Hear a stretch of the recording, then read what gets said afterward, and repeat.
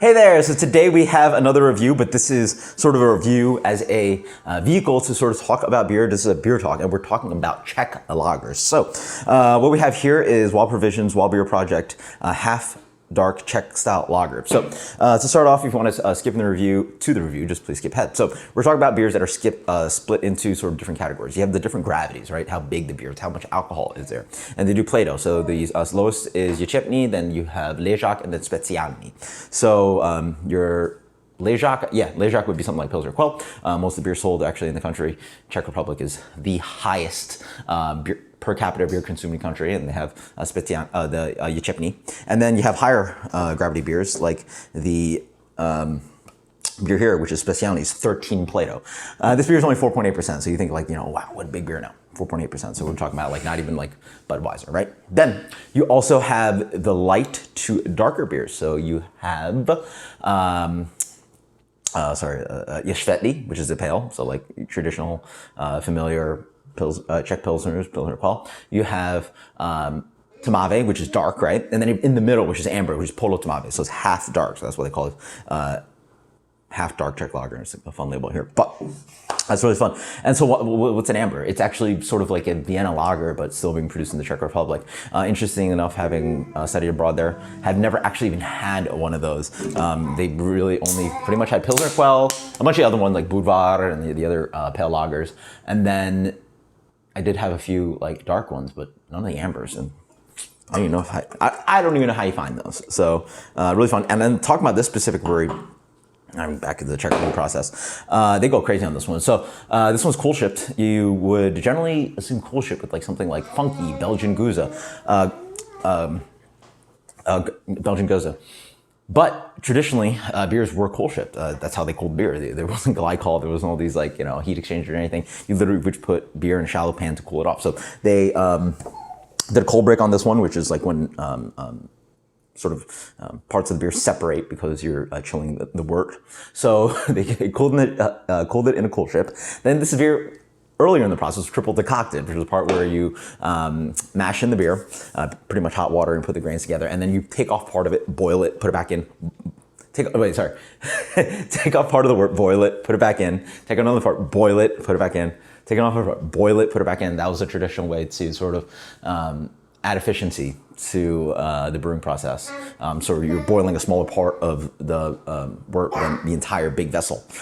So that's another traditional process. The other one is that back then they didn't have CO2 tanks. So you could just add a bunch of CO2 to your beer. So instead, this beer is spunded. So literally the CO2 that is being produced by the yeast is reintegrated into the beer. So let's dig into this one. Jesus Christ, a lot to talk about. But hopefully we've talked about now different colors of Czech lager. We talked about the different gravities or sizes or alcohols of the beers, and then also different processes. The other process here is that it uses floor malted, I believe, probably Moravian barley. So Moravia is a region in Czech Republic, or like sort of the Bavaria area that includes Czech Republic, and so that's a region where you can get malt from. And then also it's floor malted. So traditionally, or now, malt is made in big drums. Floor malting is literally like how they traditionally used to do it. You used to germinate the barley, and then you literally just spread it out onto the floor, and then you by hand, you would just like rake it, and that would move the grains around so they can get some more air, affect the humidity and help germinate the wort. So, not germinate the wort, help continue malting the barley on the floor, which is obviously way more laborious and traditional way to do it. So anyway, talk about this beer. It's 4.8%. Wild Beer Provisions out of Colorado. So have never tried anything from them. Cool label.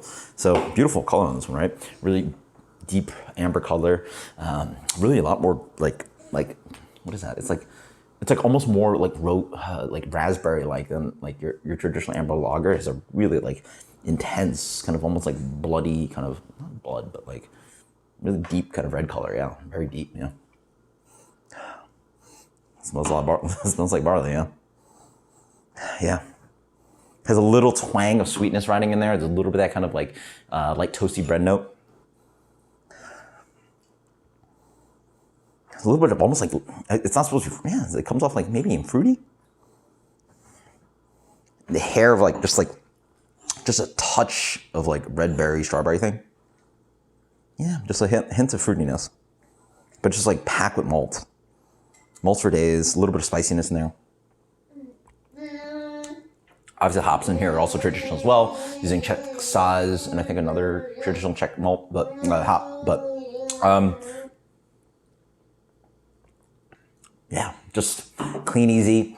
Triple decoction will really help get the beer really nice and dry with full malt impact flavor, right? So what you have is a really fat beer up front, like tons of malt chewiness coming through, but the beer is really nicely attenuated because you've activated all the enzymes along the way that are in the barley, and you've really allowed them to stretch the malt as far as possible, and then so now you're able to get a lot of malt flavor, but also have a really nice dry drinkable beer.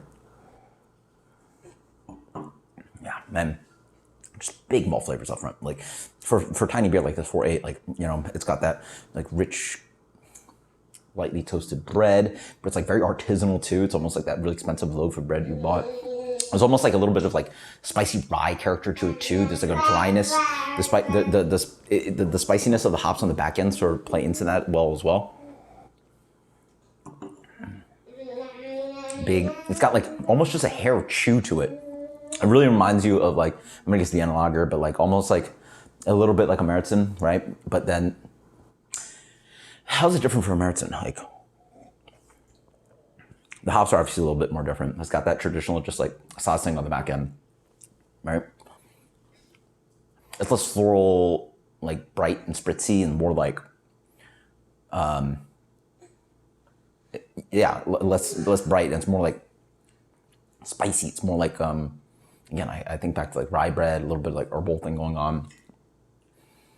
Yeah, and there's like a nice rusticity to it. Yeah, nice. Yeah, nice balanced bitterness on the back end too. This beer has a nice bitterness behind it.